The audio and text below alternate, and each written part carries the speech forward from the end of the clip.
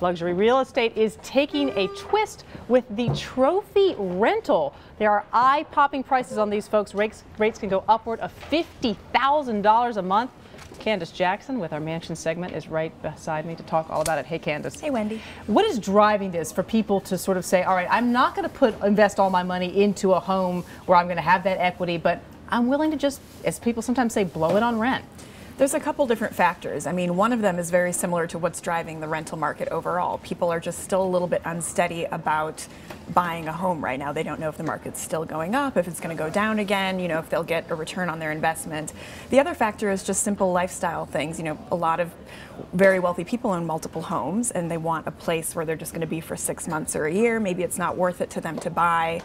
And now they don't have to. I mean, there are amazing rentals out there that are, you know, like you said, 50,000 plus a month, and they don't have to really give up the lifestyle they're used to. Let's work up to $50,000, $35,000 a month. Let's start there, not too shoddy. Don Peebles, what did he do and where did he move his family? So Don Peebles is a real estate developer, and he moved his family from the Miami area to New York, and he decided to actually combine two apartments that he's renting to make a very large 4,700 square foot place that has views of the Hudson River, and he pays $35,000 a month. But he said, you know, he owns several properties elsewhere in the Hamptons and Miami still, and his primary residence does not need to be a financial investment for him. And here in New York, there are some penthouses on the market for I think the price starts around $30,000 a month and goes up to around $50,000. Yeah. Tell us about them.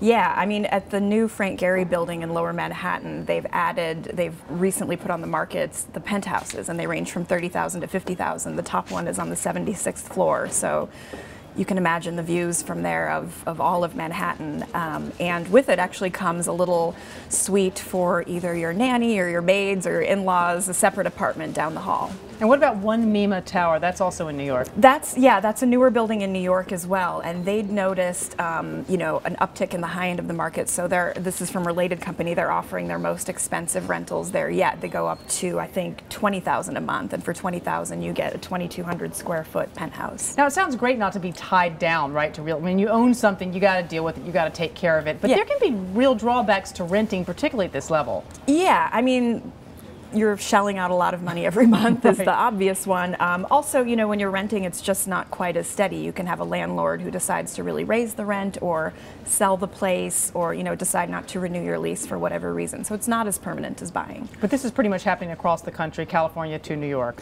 It is, yeah. I mean, we're seeing, especially in New York, Miami, and LA, the very high-end markets, and San Francisco. All right, Candace Jackson, thanks so much for being with us. Thank you.